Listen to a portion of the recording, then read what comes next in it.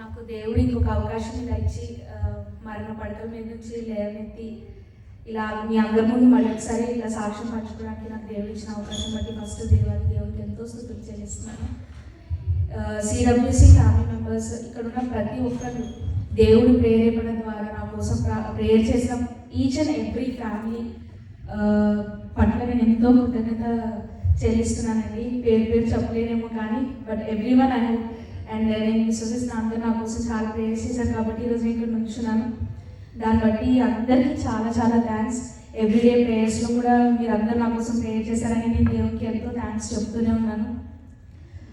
నా సాక్ష్యం స్టార్ట్ చేయాలంటే ఎప్పుడూ మా బాబు డెలివరీ అయిన తర్వాత నుంచి ఎన్నో ఆన్లైన్ సర్వీసెస్ కానీ మీటింగ్స్ కానీ వర్షిప్ కాన్ఫరెన్సెస్ కానీ చూస్తున్నప్పుడు అనిపిస్తూ ఉండేది నాకు, ప్రభువా ఈ రాత్రి సమర్పిస్తుంది, ఎంతోమందిని నువ్వు వాడుకుంటున్నావు నీ సన్నిధిలో, ఎంతోమంది స్పిరిచువల్గా వాళ్ళ లైఫ్స్లో ముందుకి వెళ్తున్నారు, పరలోకం అయితే చేరుకుంటారు అందరూ, కానీ రివార్డ్స్ చాలామంది పొందుకుంటారు కదా దేవా, మరి నేనేమి రివార్డ్ పొందుకుంటాను? నేను నీ సన్నిధిలో అడుగు పెట్టినప్పుడు అసలు నేను ఏం చేశాను నీ సన్నిధిలో, నీ కోసం నేను ఏం చేశాను నాకు అసలు ఏం తెలియదు అని ఎప్పుడూ ఆ డౌట్, ఆ క్వశ్చన్ మార్క్ ఎప్పుడు ఉంటా ఉండేది.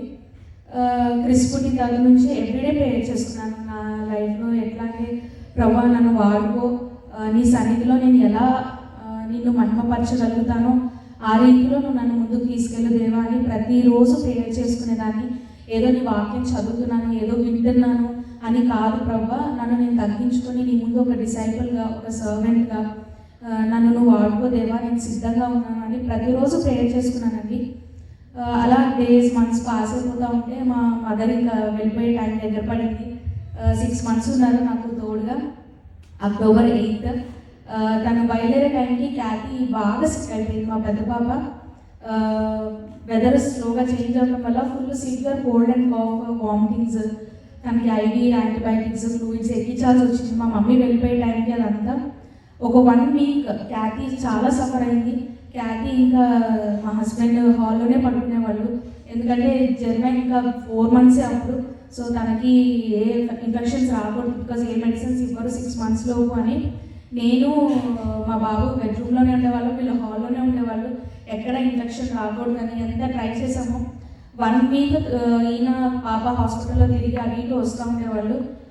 ఆ టైంలో కూడా సరే ప్రభు నా పిల్లల ద్వారా ఒక సాక్ష్యం నిలబెట్టు, ఎంత సిక్ అయిపోయింది క్యాటీ, ఇవన్నీ సాక్ష్యాలే ప్రభు. ప్రతిరోజు నేను నా పిల్లలు బ్రతుకుతున్నారంటే సాక్ష్యము, నేను బ్రతుకుతున్నానంటే సాక్ష్యమే దేవా.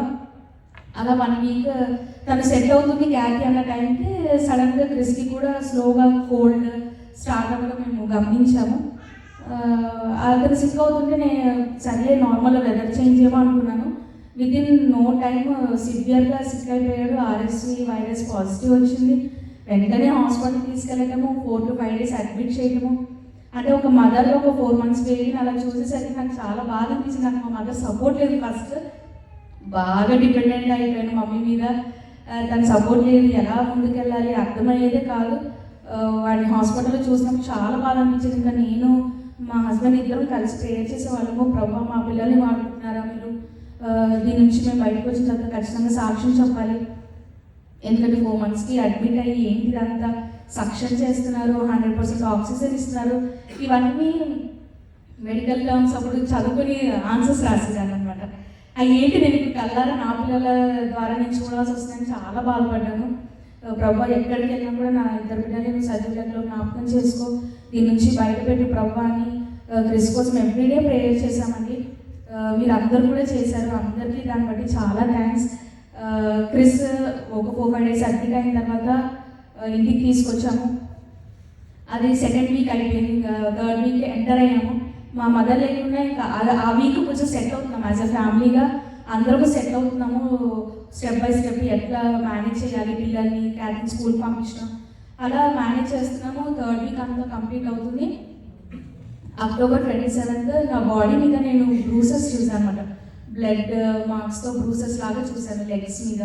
ఫస్ట్ చూసి అప్పటికే బాగా క్రిస్ నా మీద బాగా ఆడుకుంటూ ఉండేవాడు అనమాట. బాగా సరేలే ఏమన్నా అలా తగిలిందేమో, లేదా పనులు చేసినప్పుడు ఏమైనా తగిలిందేమో అని అలా అనుకొని వదిలేశాను. అప్పటికి హెయిర్ ఫాల్ కూడా చాలా ఇంత జుట్టు ఊడిపోయేదండి. నాకు అసలు అర్థమయ్యేది కాదు, అంత జుట్టు ఉందని కూడా అనిపించేది నాకు. అంత హెయిర్ ఫాల్ అయిపోయింది. నేను అంతా సర్లే నన్ను పిల్లడు పుట్టిన తర్వాత ఉంటుందేమో hair fall, post partum hair fall అని అలా వదిలేశాను.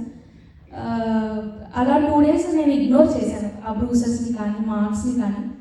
థర్డ్ డే నా చేతుల మీద కనపడింది సేమ్ చాలా పెద్ద పెద్ద బ్రూసెస్ లాగా.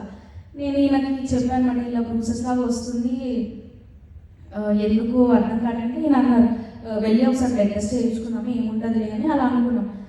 అయినా కూడా ఆ డే పోస్ట్పోన్ చేసి సరే చూద్దాము అనే ఒక థాట్లో ఉన్నాము.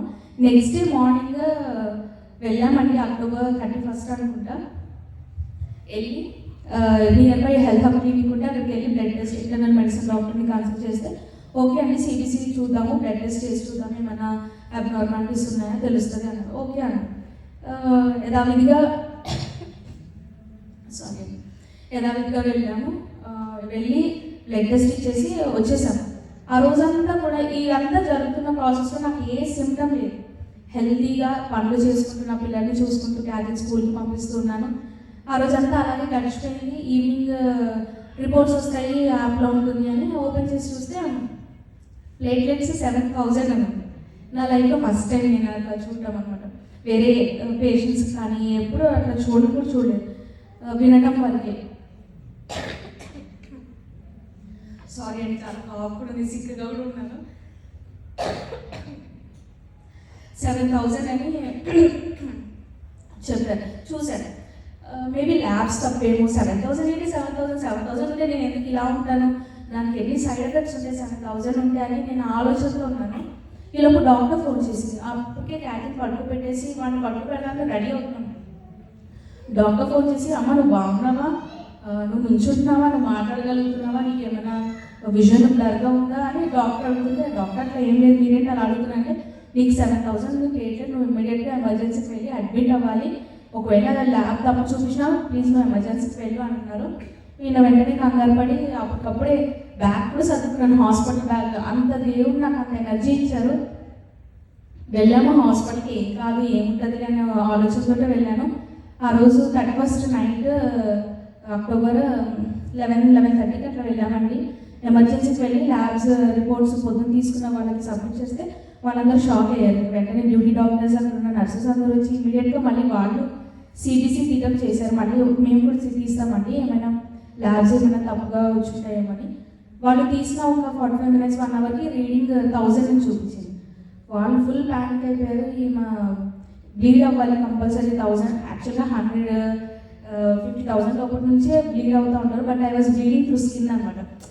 ఇంటర్నల్గా ఆర్గన్స్లో బ్లీడ్ అవుతూ ఉంటుంది. ఆమెకి స్కాన్స్ అన్ని అప్రూవ్ చేయాలి, కంపల్సరీ అడ్మిట్ చేయాలి అని చెప్పారు. వెంటనే అడ్మిట్ అయ్యాము. అసలు అదంతా ఏదో ఫాస్ట్గా జరిగిపోతుంది, నేనేమో ఏం కాదు అని. అప్పటికి మా పేరెంట్స్కి ఇన్ఫార్మ్ చేశాను. మా మమ్మీ సరే నేనైతే పిల్లల్ని చూసుకోవడానికి వస్తాను రెడీగా ఉండండి అని అన్నట్టు ఒక మాట చెప్పాను. కానీ అంత అవసరం రాదు అనుకున్నాం. November 1st ఇంకా మిడ్ అయిన తర్వాత అడ్మిట్ చేసుకున్నారు. ఇమ్మీడియట్గా హై డోస్ స్టెరాయిడ్స్ మీద పెట్టేశారు ప్లేట్లెట్స్ కౌంట్ పెరగాలని. డాక్టర్స్ ఎర్లీ మార్నింగ్ వస్తారు అన్నారు, మీరు హై డోస్ స్టెరాయిడ్స్ మీద ఉండాలి అని చెప్తే ఆ రోజు మాకు రూమ్ కూడా దేవుని దయ వల్ల అండి డబుల్ బెడ్స్ ఉన్న రూమ్, పెద్ద రూమ్ ఇచ్చారు. పిల్లలు ఉన్నారు కాబట్టి వాళ్ళు కన్సిడర్ చేశారు. ఆ రోజు అక్కడ ఉండటము మాకు అసలు ఏం అర్థం కాదు, ఎలా ముందుకెళ్ళాలి ఇదంతా ప్రాసెస్ జరుగుతుంటేనే ఆలోచిస్తున్నాం. వాళ్ళని పడుకోబెట్టి ఇంకా మేము ఆలోచిస్తున్నాం ఎలా దీనికని. ఎర్లీ మార్నింగ్ డాక్టర్స్ వచ్చారు. డాక్టర్స్ వచ్చి వెంటనే రూమటాలజిస్ట్, తర్వాత డ్యూటీ డాక్టర్స్ కానీ జనరల్ ఫిజిషియన్స్ అందరూ వచ్చి ఇంత తక్కువ ఉంది, ఫస్ట్ మాకు ఇంటర్నల్ బ్లీడింగ్ అవుతుంది లేదా స్కాన్స్ అన్ని తీయాలన్నారు. ఇమీడియట్గా స్కాన్స్ అన్ని తీసారని. నిజంగా దేవుని కృప, అసలు ఎక్కడ బ్లీడింగ్ లేదన్నారు. వాళ్ళంతా సర్ప్రైజ్ అయ్యారు. ఇంత తక్కువ ఉంటే బ్రెయిన్లో బ్లీడ్ అవ్వాలి, ఐస్లో బ్లీడ్ అవ్వాలి, స్టమక్, స్ప్లీన్ అన్నీ బ్లీడ్ అవ్వాలి. ఈమె ఇంత యాక్టివ్గా ఎలా ఉంది అనేది అందరూ నన్ను ఫస్ట్ క్వశ్చన్ అడిగారు. ఏ మాత్రం చేంజెస్ కనపడినా మాకు చెప్పండి అని అందరూ వచ్చి చెప్పేవాళ్ళు. నేను ప్రతి దానికి I'm fine, God is with me, don't worry, if at all anything నేను చెప్తాను మీకు అని నేను అలాగే చెప్తా ఉన్నాను. ఈలోపు మా హస్బెండ్ చర్చ్లో అందరికీ ఇన్ఫార్మ్ చేయడము, జాన్ బ్రదర్ ద్వారా ప్రతి ఒక్కళ్ళు ప్రేయర్స్ చేయడము. డాక్టర్ రూమటాలజిస్ట్ గారు వచ్చి ఆయన అన్నారు, ఆటోఇమ్యూన్ డిసీజెస్ కోసం చూస్తామమ్మా, సెల్ఫ్గా నా ఇమ్యూనిటీ నన్నే డెస్ట్రాయ్ చేస్తుందేమో, దానికోసం వెతుకుదాము అన్నట్టు అన్నారు. ఓకే, దానికోసం బ్లడ్ టెస్ట్ చేయాలి వేరే వేరే అని చెప్పారు. వాటన్నిటికి ఒప్పుకున్నామండి. అదంతా అయిపోయిన తర్వాత ఆ రోజు నైట్ ఐసీయూలో అడ్మిట్ చేయాలన్నారు. యాక్చువల్గా స్టెరాయిడ్స్ ఇచ్చిన తర్వాత నాకు ప్లేటెడ్ కౌంట్ అసలు పెరగలేదు. మళ్ళీ అలాగే 4000 2000 ఇంతలో ఉంటే ఐసీయూలో అడ్మిట్ చేసి ఇమీడియట్గా తనకి ప్లేట్లెట్స్ ట్రాన్స్ఫ్యూజన్ చేసి చూద్దాము అని అలా చెప్పారు. మరి ఐసీయూలో ఉండాలని అంటే పిల్లలు అలౌడ్ లేదు, మీ హస్బెండ్ మీతో ఉండాలి, ఎందుకంటే ప్లేట్లెట్స్ స్టార్ట్ చేసిన తర్వాత ఏమైనా సైడ్ ఎఫెక్ట్స్ వస్తాయేమో అని అలా అన్నారు. మాకు ఏ సోర్స్ అర్థం కావట్లేదు, ఎలా ఇప్పుడు పిల్లలిద్దరిని ఎలా మేనేజ్ చేయడం.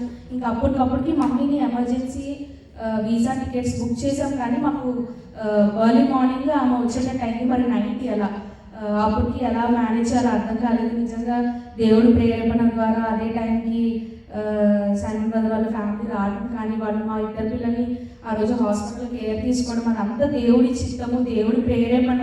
ఆ ప్రేమ ఈ సిరవిసి ఫ్యామిలీలో ప్రతి ఒక్కరికి కలిగించినందుకు నేను దేవుడిని ఆ రోజు ఎంతో స్తుతించాను. ఆ రోజు మా హస్బెండ్ నాతో ఐసీయూలో ఉండటము, ప్లేట్లెట్స్ ట్రాన్స్ఫ్యూషన్ చేయాలి అంటాము. అప్పటికే అదే టైం అండి, ఎవ్రీ మంత్ మనకి స్టమక్ పెయిన్, మెన్స్ట్రువల్ సైకిల్ ఎలా ఉంటుందో అలాగే నాకు స్టార్ట్ అవ్వటము. నా బ్లీడింగ్ అంతా ఎక్సెస్ బ్లీడింగ్ దాని ద్వారా వెళ్ళిపోయింది, through skin, through every month ద్వారా కంప్లీట్గా ఐ వాజ్ లూజింగ్ బ్లడ్ అక్కడ అనమాట. అని వాళ్ళు చెప్పారు డాక్టర్స్, నువ్వు ఆర్గన్స్లో బ్లీడ్ అవ్వట్లేదమ్మా, నీ స్కిన్లోనూ నీ ఎవ్రీ మంత్ ఇదిలోనూ నువ్వు బ్లీడ్ అయిపోతున్నావు ఎక్కువ, సో నేను ఐసీయూలో అడ్మిట్ చేసి అబ్జర్వ్ చేయాలి కంపల్సరీ అన్నారు. ఐసీయూలో అడ్మిట్ అయిపోయామండి. ప్లేట్లెట్స్ ట్రాన్స్ఫ్యూజన్ స్టార్ట్ చేశారు. ప్లేట్లెట్స్ ట్రాన్స్ఫ్యూజన్ స్టార్ట్ చేసి తర్వాత వెంటనే ఒక 1-2 అవర్స్లో నాకు మళ్ళీ బ్లడ్ టెస్ట్ చేశారంటే వీ విల్ సీ పెరిగి ఉండాలి కంపల్సరీ, డైరెక్ట్గా వెళ్ళిపోయింది కదా అన్నారు. చూస్తే అప్పుడు కూడా పెరగలేదండి, సేమ్ అలాగే ఏదో 6000 7000కి మళ్ళీ 1000 నుంచి. డాక్టర్స్కి అసలు అంతు చిక్కట్లేదు, మాకు అర్థం కావట్లేదు, ఏదో జరుగుతుంది అన్నట్టు. నెక్స్ట్ డే మా మదర్ వచ్చారు, దేవుని వల్ల పిల్లల్ని చూసుకోవడం అలా జరిగింది. రొమటాలజిస్ట్ వచ్చి నీకు ఆటోఇమ్యూన్ టెస్ట్ చేశాం కదమ్మా, DNA టెస్ట్, దాంట్లో తెలిసిందమ్మా నీకు ఆటోఇమ్యూన్ డిజీజ్ డయాగ్నోజ్ అయింది, SLE అని అంటారు దాన్ని అని చెప్తే నేను సర్ప్రైజ్గా వింటున్నా. ఓకే అవునా అని. యాక్చువల్గా SLE డయాగ్నోసిస్ అయింది, దానివల్లనే మీకు ప్లేట్లెట్స్ కౌంట్ తగ్గి ఉండొచ్చు, వీఆర్ హోపింగ్ సో దానికి ఆ SLE డయాగ్నోసిస్కి మీకు 6 to 7 hours ఇంజెక్షన్ ఒక ఇన్ఫ్యూషన్ ఉంటుందండి, ఆ ఇన్ఫ్యూషన్ ఇస్తాము అని చెప్పారు. అది కూడా సైడ్ ఎఫెక్ట్స్ రాకూడదు, ఎందుకంటే చాలామందికి సైడ్ ఎఫెక్ట్స్ కూడా వస్తాయి ఆ ఇంజెక్షన్స్ వల్ల అని అంటే ఓకే దానికి కూడా మేము రెడీ. మీ హస్బెండ్ కంపల్సరీ ఉండాలి, 24/7 ఒక నర్స్ అక్కడే ఉండాలి, అబ్జర్వ్ చేయాలి, హార్ట్ రేట్ అన్నీ అబ్జర్వ్ చేయాలని చెప్పారు. అన్నిటికీ ఓకే చెప్పాము. పిల్లల్ని మమ్మీకి ఇచ్చేసాము. మమ్మీ చూసి మా కండిషన్ నన్ను చూసి చాలా బాధపడ్డారు. అసలు ఏంటి కళ్ళ ముందే పిల్లలు, చిన్నపిల్లలు, నేను ఇలా ఇంకా ఒకరికొకరు నేను ఏడవలేదండి. ఫస్ట్ ఏడవకుండా దేవుడు ఉన్నాడు, దేవుడు చూసుకుంటాడు, ఇద్దరు పిల్లల్ని ఇచ్చారు, దేనికి భయపడను, ఏం కాదులే, ధైర్యం కూడా నేనేదో అట్లా చెప్పుకుంటా, నన్ను నేను బలపరుచుకుంటా ఐసీయూ రూమ్లో అలా ఉన్నాము. సరే ఇంకా ఇన్ఫ్యూషన్ స్టార్ట్ చేస్తాము అని ఇంకా ప్రేయర్ఫుల్గానే మనసులో కూడా ఇన్ఫ్యూషన్ స్టార్ట్ చేశారండి. అదే 6 hours ఇన్ఫ్యూషన్ చేసినప్పుడు నేను మా హస్బెండ్కి చెప్పాను, మీరు వెళ్ళండి పిల్లల దగ్గరికి, మమ్మీకి ఏమైనా అవసరం పడుతుందేమో అని అట్లా చెప్పాను. ఆ టైంలో ఆ ఐసీయూ టైంలో నేను నిజంగా అప్పుడు పర్సనల్గా కనెక్ట్ అయ్యానండి దేవునికి. ఎలా అంటే ఒక ఫ్రెండ్తో ఎలా మాట్లాడతామో నేను అలా మాట్లాడడం మొదలుపెట్టాను. ప్రభు ఎవరు లేరు, ఇప్పుడు నర్సు బయటకు వెళ్ళి ఇలా వెళ్ళారు, నేను నమ్ముతున్నాను, నేను ఈ బెడ్ మీద ఉన్నాను, నా పక్కనే ఉన్నావు, నువ్వు నుంచో నన్ను చూస్తున్నావు, లేదంటే ఇక్కడ కూర్చున్నావు, ఇదిగో నేను ఈ ప్లేస్ కూడా ఇస్తున్నాను, నువ్వు ఇక్కడ కూర్చున్నావు, నేను నమ్ముతున్నాను ప్రభు, నువ్వు నా మాటలు వింటున్నావు. నేను గట్టిగానే మాట్లాడుతున్నాను, నార్మల్గా ఒక ఫ్రెండ్ ఎలా మాట్లాడతారో అలాగే మాట్లాడుతున్నానండి. ప్రభు నీకు తెలుసు, నేను ఎవ్రీడే ప్రేయర్ చేసుకున్నాను, నన్ను వాడుకోండి అని బలంగా నమ్ముతున్నాను. నువ్వు నన్ను దీని నుంచి బయటికి తీసుకొచ్చి నన్ను సజీవ సాక్ష్యాలుగా పెట్టి నేను పరలోకంలో ఒక రివార్డ్, ఈ సాక్ష్యం సజీవ సాక్ష్యాన్ని ఒక రివార్డ్గా నేను పొందుకుంటాను ప్రభు, అది నాకు నమ్మకం ఉంది. నా విశ్వాసాన్ని ఈ జర్నీలో బలపరచు, ఎక్కడ నేను డౌన్ అవ్వకూడదు. నాకు తెలుసు నా పిల్లల్ని చూస్తే నేను డౌన్ అవుతానని, నేను మనిషినే కదా ప్రభు, నాకు ఎన్ని ఎమోషన్స్ ఇచ్చావు కదా, నేను డౌన్ అవ్వకూడదు. ఆ టైంలో కూడా నేను బాధపడినా నువ్వు నన్ను మళ్ళీ లేవనెత్తు, నీ పరిశుద్ధాత్మ ద్వారా నన్ను బలపరచు, వాక్యంతో బలపరచు దేవా, నువ్వు నా తరపున నువ్వు పోరాడాలి అంతే. 2 పిల్లల నుంచి కదా నేను వాళ్ళని చూసుకోవాలి, వాళ్ళ యవన కాలంలో వాళ్ళ తొట్టులకుండా నా సాక్షిని వాళ్ళని బలపరచాలి ప్రభా. సో నువ్వు నన్ను సజీవంగా బయటకు తీసుకునిరా, అన్యుల మధ్యలో, క్రైస్తవుల మధ్యలో, ఇంకా రక్షణ పొందని క్రైస్తవుల మధ్యలో నేను ఈ సాక్ష్యాన్ని నేను చెప్పాలి, నేను ఖచ్చితంగా చెప్తాను. ఎక్కడ వెళ్ళినా ఏ ప్లాట్ఫామ్ నన్ను వెల్కమ్ చేసినా నేను నీ గురించి చెప్తాను, నువ్వు చేసిన అద్భుత కార్యం చెప్తాను. ఇప్పటికే చెప్పాలి ప్రభా, నేను చనిపోవాల్సిన నన్ను నువ్వు ఇంకా బ్రతికించావనంటే ఒక రీజన్ ఉంది, ఇంకా నా ఆర్గన్స్ బ్లీడ్ అవ్వలేదంటే ఇంకా రీజన్ ఉంది, కంపల్సరీ దీని నుంచి నన్ను బయటకు తీసుకొస్తావు అని నేను ఆ ఇంటెన్షన్ తోటే ఒక ఫ్రెండ్తో ఎలా మాట్లాడతానో అలాగే మాట్లాడాను. ఇంకా మా మమ్మీ అప్పుడప్పుడు నన్ను చూసి ఏం చేస్తూ ఉండేవాళ్ళు, ఏంటి పరిస్థితి, మా డాడీ అందరూ. మా డాడీ అయితే అసలు ఇవేమి నమ్మలేదు, ఇవేం కాదు నువ్వు వచ్చేసి నా దగ్గరికి ఇక్కడ మేము చూసుకుంటామని ఆ స్టేజ్ ఆయనకి అంత బాధపడిపోయారనమాట. సరే అంత ఓకే సెట్ అవుతుంది, చూస్తాం అనుకున్నాము. అలా ఐసీయూలో ఉండి ఆ ఇన్ఫ్యూషన్ ప్లేట్లెట్స్ ఎక్కించిన తర్వాత కూడా 16,000 17,000 వచ్చింది. లిటరలీ డాక్టర్స్ అందరూ అర్థం కాగలి ఈమెకి ఎందుకు ఇలా, యాక్చువల్లీ మెడిసిన్స్ ఇస్తే ఇమీడియట్గా వితిన్ 2 to 3 days బూస్టప్ అయిపోవాలి, కనీసం 1 lakh వరకైనా రీచ్ అవ్వాలి, కానీ అమ్మాయికి ఎందుకు రీచ్ అవ్వట్లేదు? మేబీ బ్లడ్లో ఏమైనా ప్రాబ్లం అయి ఉండొచ్చేమో, తనకి ప్లేట్లెట్సే మెయిన్ రీజన్ అయి ఉండొచ్చు. అది తగ్గడం వల్ల ఈమె ఆటోఇమ్యూన్ డిజార్డర్ బయటపడిందేమో అన్న ఒక రీజన్తో డాక్టర్స్ అట్లా మాట్లాడుకోవడం జరిగిందని. అలా నాకు IV continuous high doses steroids ఇచ్చేశారు. మేము మమ్మీ పిల్లలు రావడము, మీరందరూ నన్ను ఐసీయూలో విజిట్ చేయడానికి వచ్చారని నిజంగా దేవుడు పేరేపడి మీరు అందరూ వచ్చారు. నాకు భోజనం పంపించిన ప్రతి ఒక్కరు, కానీ ఎవ్రీవన్ ఎవరెవరైతే నాకు విజిట్ చేయడానికి వచ్చి మీ ప్రేయర్స్ అందించారో అందరికీ పేరున చాలా థ్యాంక్స్ అండి. ఈ ప్రాసెస్ అంతా అయిన కదా హిమటాలజిస్ట్ అదే రోజు జాయిన్ అయ్యారు, కంపల్సరీ బ్లడ్లో టెస్ట్ చేయాలి అని చెప్పారు. హిమటాలజిస్ట్ వచ్చి ఇట్స్ ఓకే, ఒక డయాగ్నోసిస్ అయితే అయిపోయింది, ఏంటి అంటే మీకు ఆటోఇమ్యూన్ డిజార్డర్ అయితే ఉంది. సో ఇప్పుడు అది దానికి తగ్గ మెడిసిన్ ఇస్తున్నా కూడా మీకు ఇంకా పెరగట్లేదంటే మేబీ బ్లడ్లో ఏదైనా ప్రాబ్లం ఉండొచ్చు అన్నారు. Okay we will find out బ్లడ్లో ఏమైనా ఉందేమో అని అన్ని టెస్ట్ అండి, బ్లడ్కి సంబంధించిన అన్ని టెస్ట్ ఎలా ఒక 1/2 hour ఎక్స్ప్లెయిన్ చేసి ఉంటారు నాకు ఆ డాక్టర్. బ్లడ్ వాళ్ళకి టెస్ట్ ఏం చేస్తారు అన్నీ. లాస్ట్ టైం ఒక మాట అన్నారు, వీటిలో కూడా నాకు ఏ డయాగ్నోసిస్ దొరకకపోతే బయాప్సీ చేస్తామని. లాస్ట్ హోప్ఫుల్లీ మనకి ఫస్ట్లోనే అన్ని దొరికేస్తాయి, మీకు డయాగ్నోస్ అంటే okay doctor everything I'm ready. So అంతే, చాలా వెల్కమింగ్గా డాక్టర్ కూడా చాలా ఎనర్జెటిక్గా, దేవుడు ఆ సమయానికి నాకు ఆయనని ఆ హాస్పిటల్లోకి రప్పించడం కానీ the way he treated everything was so smooth. మా మదర్ కూడా ఇంకా ప్రేయర్ గ్రూప్స్ బ్లడ్లో టెస్ట్స్ అంటే మేము అంతా హిస్టరీ కనుక్కుంటున్నాం. యాక్చువల్గా మా ఫ్యామిలీ హిస్టరీ ఏంటి, మన ఫ్యామిలీ హిస్టరీలో ఎవరికైనా బ్లడ్ డిసీజెస్ కానీ ఏమైనా ఉన్నాయా, క్యాన్సర్స్ కానీ ఎవ్రీథింగ్ యువర్ ఆస్కింగ్ ఎవ్రీథింగ్. అలా ఏమీ లేదు మా ఇంట్లో, మా ఫ్యామిలీస్లో. దెన్ ఓకే ఒక హోప్, మా మమ్మీ ఏమో వాళ్ళ ప్రేయర్ సెల్ గ్రూప్స్లో, మళ్ళీ మన సిడబ్ల్యూసీ ఫ్యామిలీ గ్రూప్ కానీ, భాను ఆంటీ కానీ, బ్లెస్సీ గారు కానీ, వీళ్ళందరూ నాకు ఫోన్ చేసి వాక్యం ద్వారా బలపరచడము, నాతో మాట్లాడడం అలా చేశారు. ఎవ్రీడే నేను కూడా దేవుడితో కాన్వర్స్ చేస్తూనే ఉన్నాను. నాకు నేను విశ్వసిస్తున్నాను ప్రభు, నాకు ఏం కాదు, నువ్వు నన్ను దీని నుంచి బయటపెడితే నేను ఈ సాక్ష్యాల్లో ఉంటాను, లేదంటే నేను ఈ సన్నిధిలోనే నేను అడుగుపెడతాను. విశ్వాసం కూడా నేను అంతలాగా నేను సిద్ధపడ్డాను. ఫర్ ఎవ్రీథింగ్ అన్ని పాజిటివ్ నోట్తో ఆలోచించానండి. బ్లడ్ టెస్ట్ అన్నీ చేశారు డాక్టర్స్. మదర్ సెల్ ఏమైనా ప్రాబ్లం ఉందని ఏమీ లేదు ప్రాబ్లం, బ్లడ్లో కూడా అంత బాగానే ఉంది అని చెప్పారు. ఇంకా లాస్ట్ ఆప్షన్ వచ్చేసి బయాప్సీ అన్నారు. ఈ బయాప్సీ చేసే ముందు కూడా ఎస్ఎల్ఈ తాలూకు ఆ 6 hours సిచ్యువేషన్ ఎవ్రీ వీక్ వెళ్ళిందండి. ఎవ్రీ వీక్ నాకు అడ్మిషన్ అయ్యేది, ఎవ్రీ వీక్ నేను అడ్మిట్ అయ్యాను. 2-3 days కంపల్సరీ అడ్మిషన్ వెళ్ళేది. నిజంగా November 1st నుంచి November ending వరకు అసలు నా జర్నీ అయినట్టు అడ్మిషన్స్ ఆ హాస్పిటల్లో ఉన్న ప్రతి ఒక్కరికి నేను తెలుసు, ఎవరు ఏమి అందరూ నా కోసం హాస్పిటల్లో కూడా నర్సెస్ వచ్చి నన్ను విజిట్ చేసి ఏం కాదు ధైర్యం ఉండండి, అంతమంది నన్ను వచ్చి పలికించి చాలా బాగుందో చూసుకున్నారు. అంత దేవుని ప్రేరేపణ, దేవుని చిత్తమే నేను నమ్ముతున్నాను. బయాప్సీ చేయాలని చెప్పారు. అది మాత్రం నాకు కొంచెం భయమేసింది, బికాస్ నాకు బయాప్సీ ఎలా ఉంటుందో తెలుసు, ఆ ప్రొసీజర్ కానీ ఆ ప్రెషర్ కానీ దానికి కొంచెం టెన్షన్ పడ్డాను. ప్రభు ఏంటి బయాప్సీ వరకు వచ్చిందా అని, నా ఈ సిచ్యువేషన్ ఎలా నేను దీన్ని తీసుకోవాలో నాకు అర్థం కాలేదు. యథావిధిగా నార్మల్ టెస్ట్ కోసం వెళ్ళాము. బయాప్సీ ఇంకో 3-4 days తర్వాత అని చెప్పారు.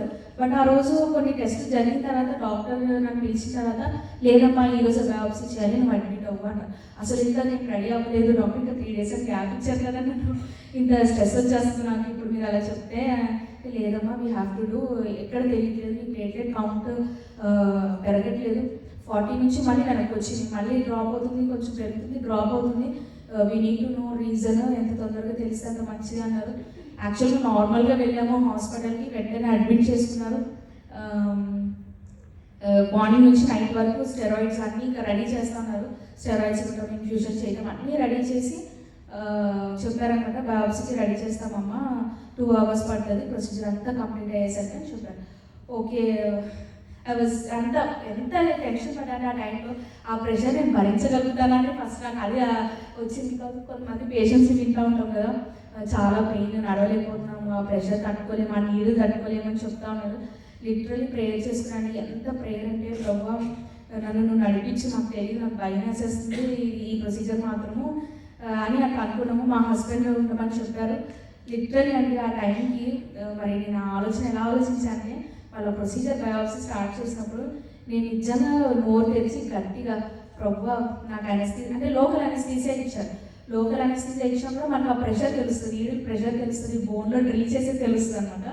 ఆ ప్రెషర్, ప్రభా నేను నాకు అనెస్థీసియా ఇచ్చారు, ఆ నీళ్ళు నాకు గుచ్చుతున్నారు, ప్రభా నువ్వు ఎటువంటి అనెస్థీసియా ఆ టైంలో నేను మాట్లాడుతున్నాను మా హస్బెండ్తో గట్టిగా, నాకు శైలు ఎటువంటి అనెస్థీసియా లేకుండా, ఎటువంటి ఇది లేకుండా దేవుడు సిలువ మీద ఆయన్ని మేకులు కొట్టారు, ఆయనకి ఎంత నొప్పి వచ్చిండాలి మన కోసము, నా కోసము ఆయన మరణించాడు, అంత నొప్పిని భరించాడు. మరి రేపు నేను ఆయన సాక్ష్యం చెప్పడానికి నేను ఈ మాత్రం ప్రెషర్ నేను భరించలేనా, భరిస్తాను, ఖచ్చితంగా ఆ శక్తి నాకు ఇస్తాడు దేవుడు అని నేను గట్టిగా మాట్లాడుతున్నాను అక్కడ. ప్రభా నువ్వు నా కోసం మరణించావు కదా, అంత నొప్పితో నేను ఈ సాక్ష్యం చెప్పడానికి నేను కంపల్సరీ ఈ మాత్రం ప్రెషర్ భరించాలి. నీ రక్తము కుమ్మరించి ఈ క్షణము నాకు నీ పరిశుద్ధాత్మని ఇక్కడ ఉంచు, ఏసు రక్తమే చేయమని ఆ ప్రొసీజర్ అంతా అంటానే ఉన్నానండి. నిజంగా ఆ ప్రొసీజర్స్ ప్రెషర్ తెలిసింది కానీ బట్ ఇట్స్ ఓకే. అది భరించడానికి కూడా ఆయన నాకు కృపనిచ్చాడు, ఆయన బలం ఇచ్చాడని నేను ఆ మూమెంట్ బాగా నమ్ముతున్నానండి. ఆ తర్వాత కూడా డాక్టర్స్ అన్నారు, ఇంత కామ్ పేషెంట్ మేము ఫస్ట్ టైం చూస్తున్నాము, పేషెంట్స్ అందరూ ఇంత గట్టిగా అరిచేసి ఏడుస్తూ ఉంటారు, మీరు ఇంత కామ్గా వీఆర్ అండర్స్టాండింగ్ యువర్ ప్రేయింగ్ అని డాక్టర్స్ కూడా అన్నారు.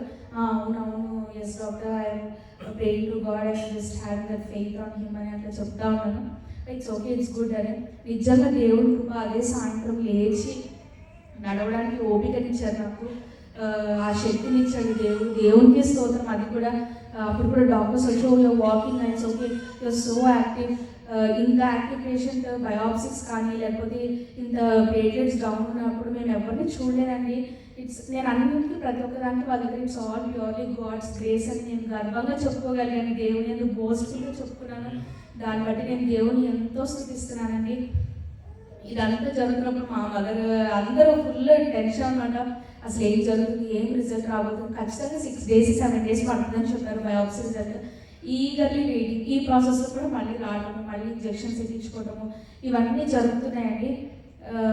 లిటరలీ ఎవ్రీడే బయాప్సీస్ రిజల్ట్ కోసం ప్రేయర్ చేశాము. ప్రభా నీ చిత్తం ఏదైతే ఉందో అదే జరిపించు, నువ్వు ఏది ఇచ్చినా కూడా నేను దీని నుంచి బయటపడతాననే విశ్వాసం నాకు ఉంది అని నేను అలాగే ప్రేయర్ చేసుకున్నాను. నిజంగా ఒక 6 days పడిందండి. ఒక 6 days తర్వాత ఒక ఫస్ట్ రిపోర్ట్ వచ్చింది.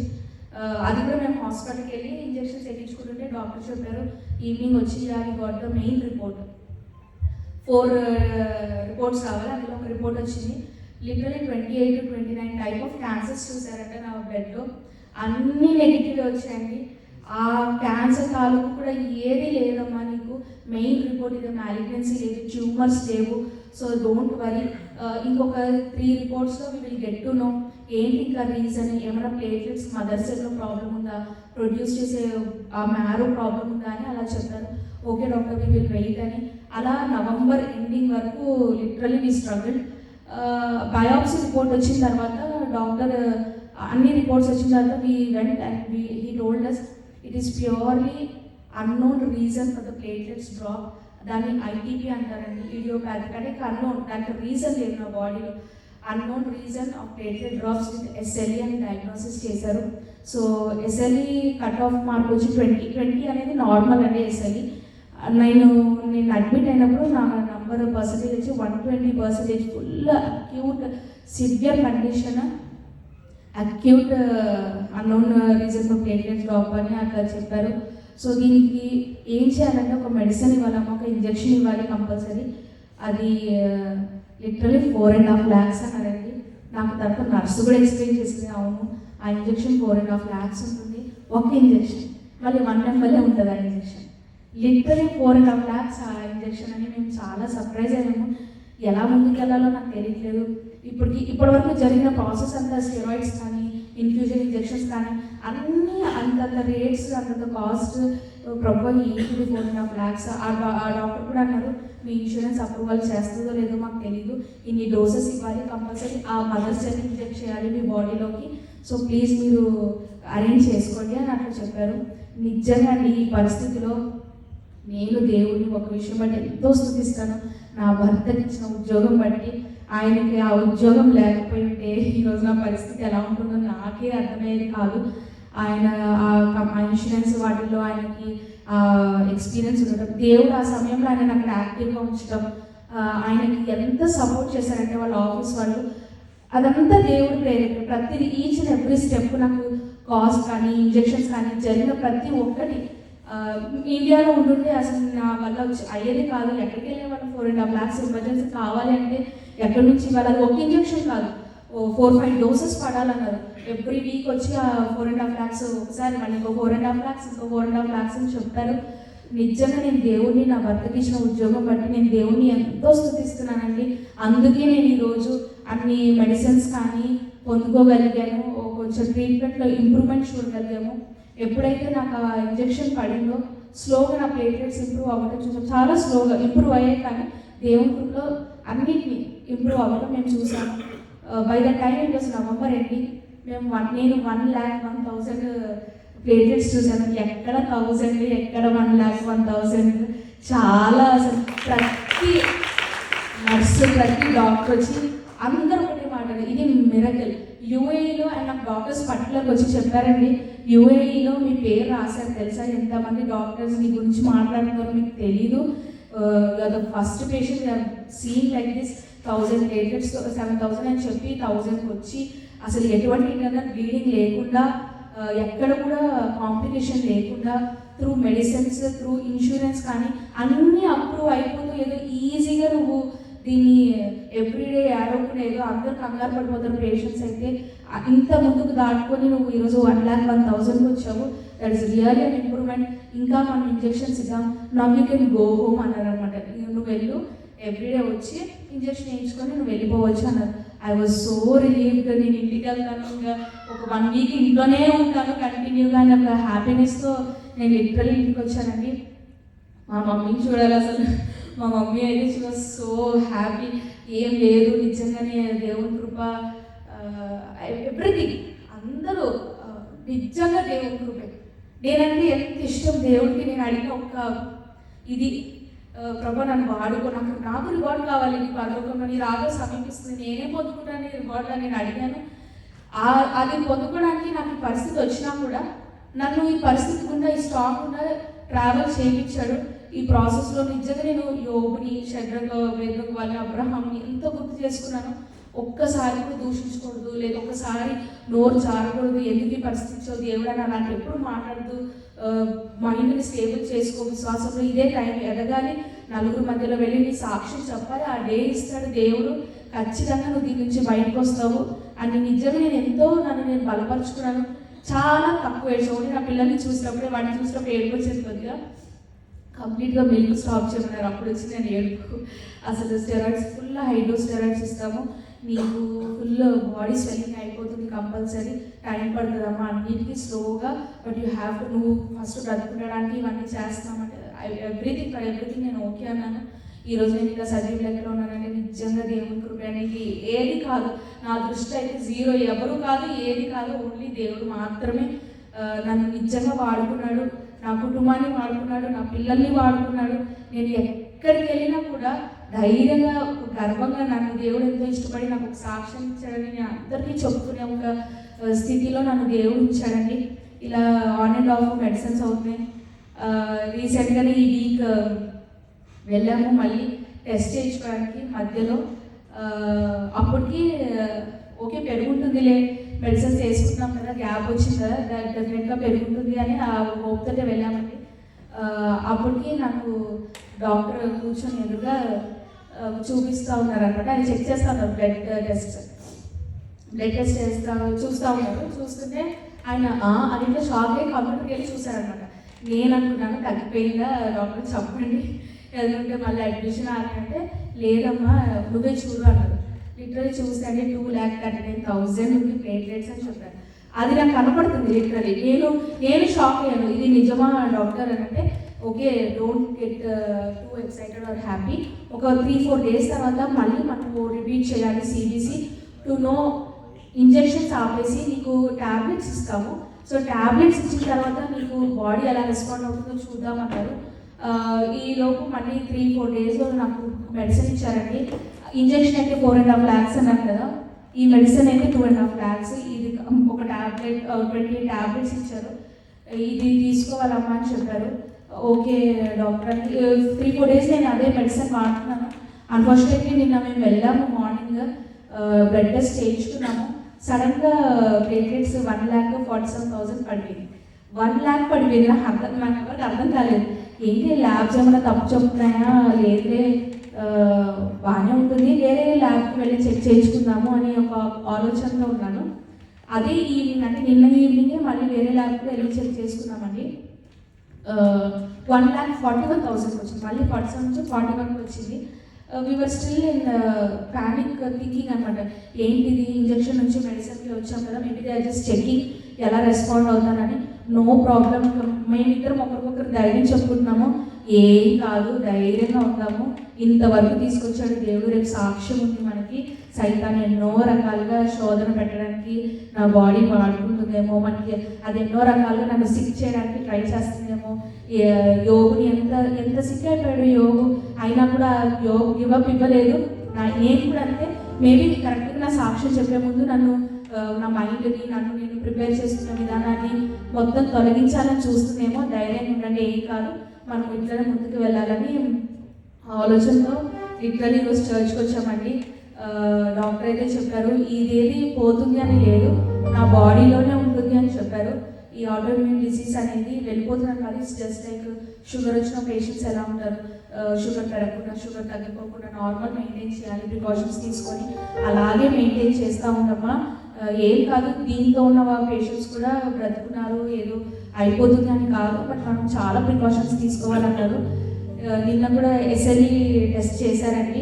ఆటో ఇమ్యూన్ ఫస్ట్లో 120% ఉందని చెప్పాను కదా, ఎంత పర్సంటేజ్లో బాడీలో ఇప్పుడు యాక్టివ్గా ఉంది అన్నారు.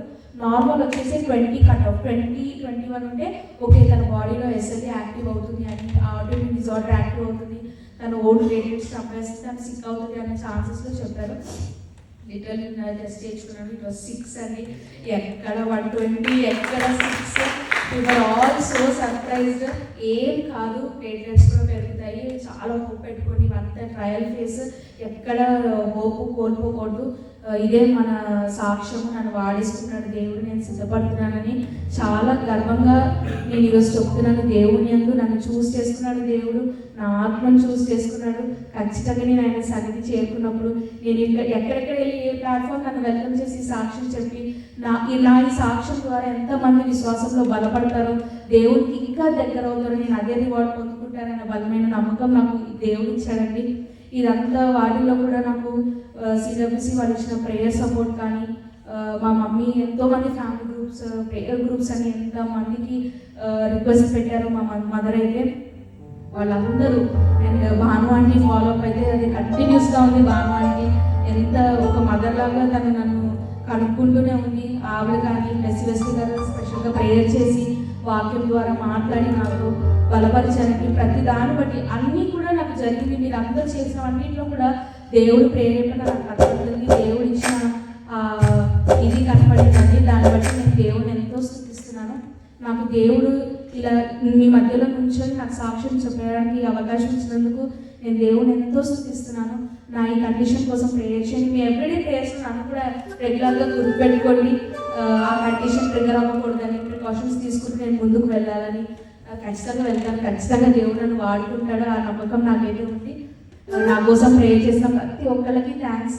ఇలా సాక్ష్యం పంచుకోవడానికి దేవుడు నాకు ఈరోజు నన్ను ఆ డెత్ బెడ్ నుంచి ఈరోజు అందరి ముందు ఇలా నవ్వుకుంటూ సాక్ష్యం చెప్పడానికి నాకు దేవుడు ఇచ్చిన ఈ టైంని బట్టి, అవకాశం బట్టి నేను దేవుడిని ఎంతగానో స్తుతిస్తూ ఒక చిన్న పాటతో ఇది ఎప్పుడు నేను విన్నానండి. నాకు జరుగుతున్నప్పుడల్లా ఈ పాట వింటూనే ఉన్నాను. అది కూడా మా మమ్మీ నాకు చూపిస్తూ ఉంటారు అనమాట ఈ పాట. అది నేను చాలా విని నా కోసమే వచ్చింది ఈ పాట అని నేను నిజంగా అనుకుంటున్నాను. ఒక చిన్న పాటతో నేను సాక్ష్యం ఇస్తాను.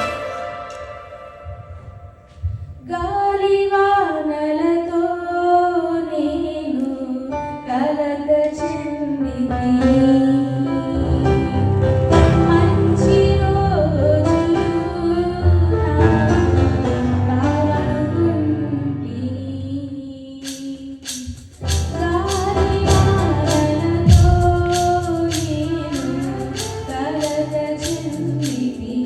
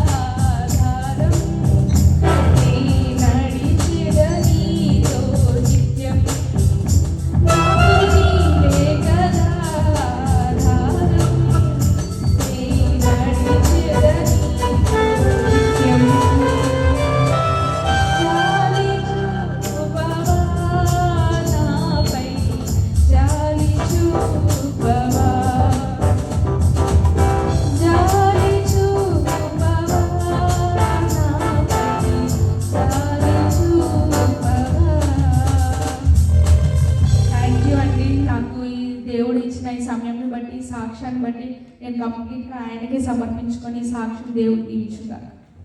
Thank you.